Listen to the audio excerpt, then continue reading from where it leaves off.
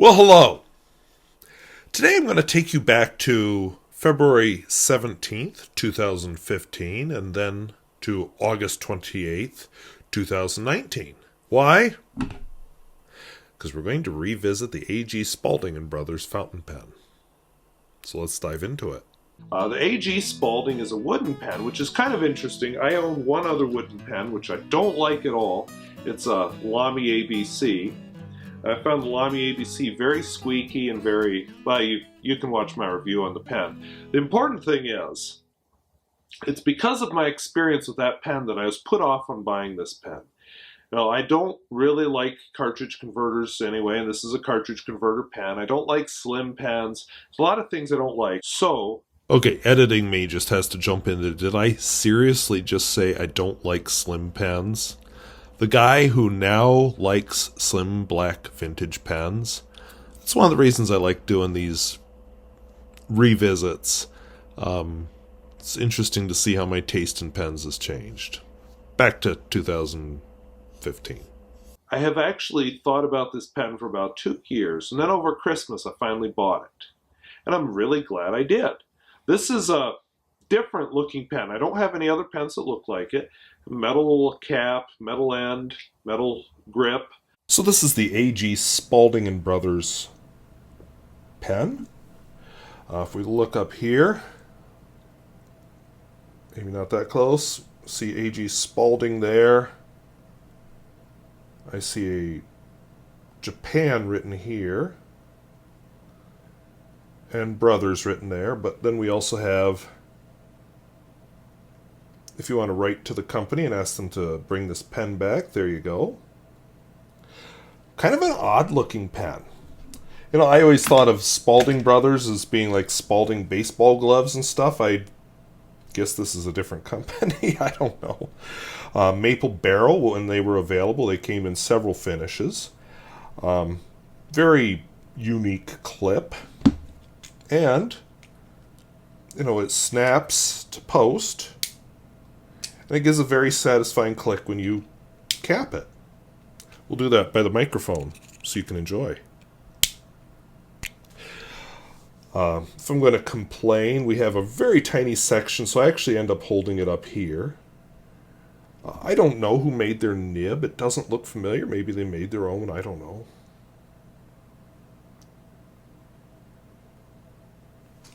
And the nib just says A.G. Spalding and Brothers Medium. Okay. The ink I have in this pen today is Lamy Bronze. This pen does hiss as it goes across the paper. You definitely know you're writing, but it feels smooth, so that's interesting. Flex, no, not a flex pen.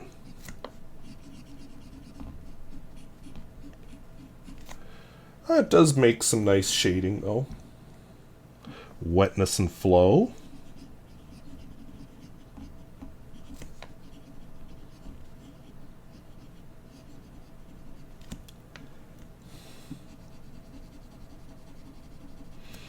Does fine by that. Smear test.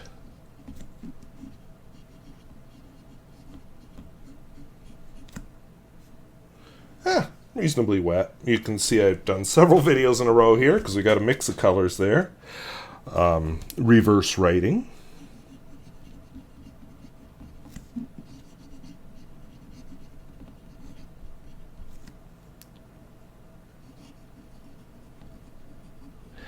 Kind of scratchy, definitely an ultra extra fine, not real thrilled.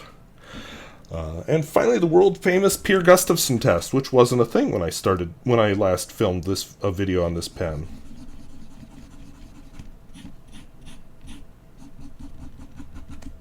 There you go. And because this is a survivor pen, we're going to do a little bit of long form writing. We're going to hear from Dorothy Parker.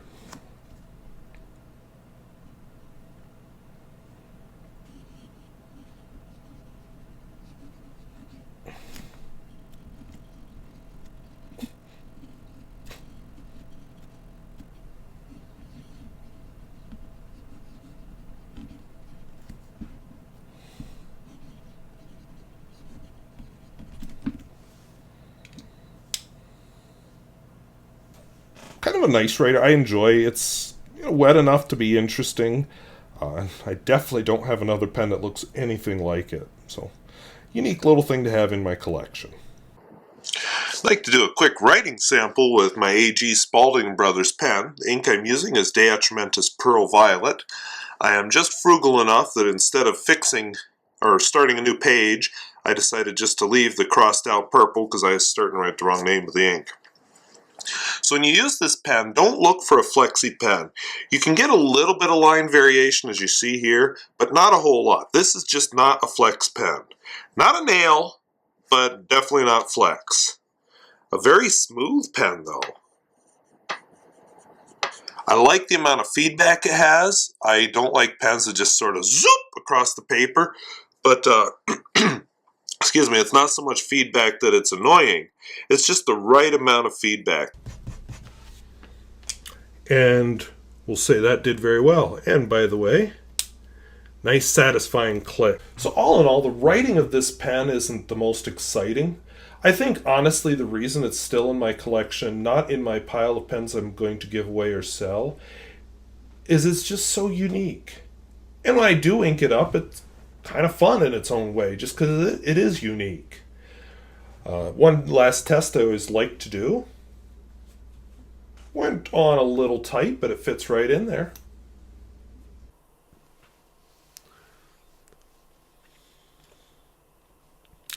So I first bought this pen from Jet Pens. I'm guessing 2014, 2015, somewhere in there. I need to look when I first started doing fountain pen reviews, but I know the channel started 2007, and when I did fountain pen reviews, not sure, but I should probably know that. Don't care enough, but I should know it. But anyway, I had been trying to branch out my fountain pens. I hadn't yet purchased anything real pricey or anything vintage yet. And I was looking, even then, for something a little different.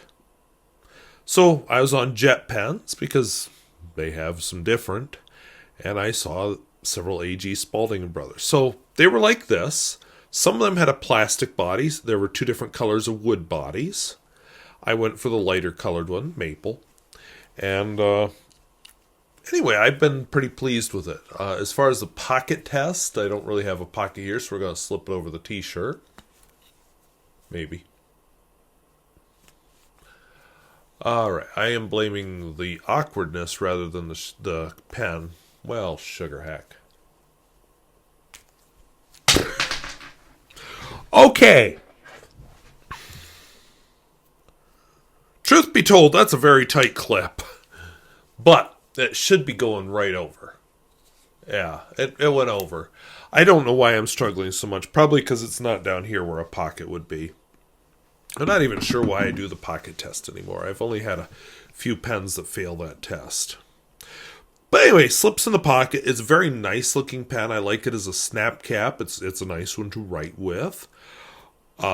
It's attractive, a little bit different, kind of distinctive. You know, A.G. Spalding and Brothers, when I first did this video, the very original 2015 video, for some reason I had sports equipment in mind with this, but no, A.G. Spalding and Brothers is actually a luxury goods brand. Luxurious fountain pen? In a way. It's no Mont Blanc, it's no Pelican. But it's clearly thought through. It was not a very expensive pen. But it had been thought through. Everything clicks very well. I mean, to cap it, nice. To post it, nice. Holding it, you know, the section could be a little bit longer, but it doesn't bother me. Because I can kind of hold the barrel at the same time, and it's just fine. So, on the whole, I've been very pleased with it. This is a pen that occasionally ventures to the, maybe think about it section, and then I pull back like, no, I like this pen. Especially when I write with it, I like it. It does write very well. The one criticism I've come to over the years, let's see if it'll do it. Yeah, okay, so it doesn't really want to let go. But I have occasionally had the converter come out. Doesn't make a mess in there, it's just rattling around and you have to push it back in. But other pens that doesn't happen, so I figure I need to report that as a weakness. But on the whole, very pleased with it and happy to own it. And I am sure in another 5 years, so come see me in... this sounds like science fiction. Come see me in 2030, and I will probably be doing another revisit to this fountain pen. So, as far as if you want to buy one, well, good luck. As far as I can tell, they're no longer being made. I think several companies dipped their toes into the fountain pen waters and said, oh, too cold or too hot, and they dipped right out. But perhaps you can find one in the used market, who knows. I think it's worth having. It is kind of a nice writer, and at the time I bought it, it was decently priced. I'm finding some of my pens are getting to be worth quite a bit of money. Others, not so much. So, kudos to A.G. Spalding and Brothers for this nice-looking pen. So, thank you for watching. Talk to you later. Bye-bye.